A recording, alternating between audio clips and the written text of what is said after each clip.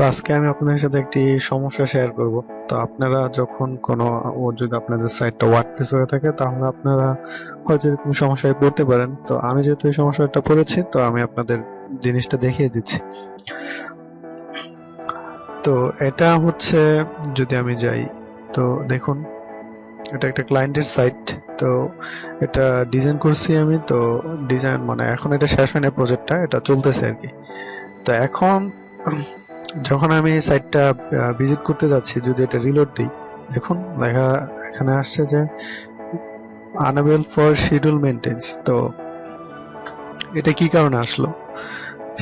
তো আপনারা তো এই সমস্যায় পড়তে পারেন, হয়তো কোনো সময় পড়বেন এই সমস্যায়। তো আমি বলে দিই যে সমস্যাটা কি।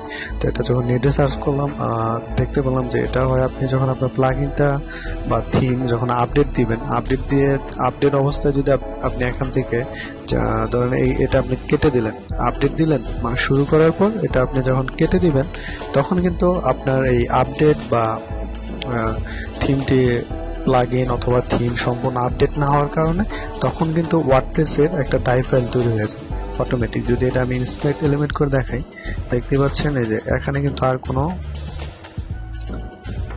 কন্টেন্ট নাই। তো আমার ওয়েবসাইটে যত ডিজাইন আছে সব কিন্তু এটা ওয়ার্ডপ্রেস কি করছে, রিডাইরেক্ট করে তাদের এরর পেজে নিয়ে দিল আর কি। তো এটা ওরা বলছে যে check a back in few minutes.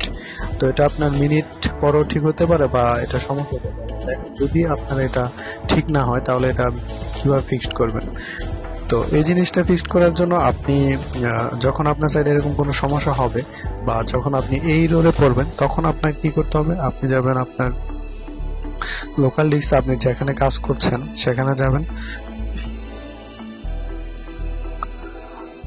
তো আমি এই দেখুন এখানে একটা ফোল্ডার চলে আসছে মেইনটেন্স। তো এই ফোল্ডারটার কারণে কিন্তু আপনি যখন একটা প্লাগইন আপডেট দিবেন, যখন এটা সম্পূর্ণভাবে আপডেট হবে না, তো এইসব কারণে কিন্তু এটা আপনার কাজ করবে না। তো এই বিষয়টাই আপনি যেভাবে করতে পারেন, এই ফাইলটা জাস্ট এখান থেকে ডিলিট করে দিবেন। আর যদি আপনার এটা ওয়েব হোস্টিং হয়ে থাকে, যখন আপনি আপনার পাবলিক ফোল্ডারে যাবেন, সেম সেখানে গিয়ে আপনি আপনার ডিরেক্টরিতে এরকম সবগুলো ফাইল পাবেন।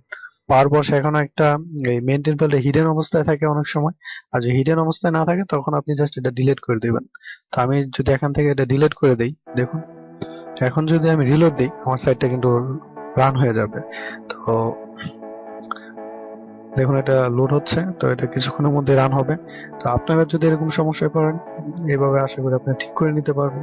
তবু যদি ঠিক করতে না পারেন, তো ইউটিউব, ফেসবুক এগুলো তো রয়েছে, আপনি আমার সাথে কন্ট্যাক্ট করতে পারেন সরাসরি, সমস্যা নাই। তো ধন্যবাদ সবাইকে এই ভিডিওটা দেখার জন্য। ভালো থাকবেন, সুস্থ থাকবেন, আল্লাহ হাফেজ।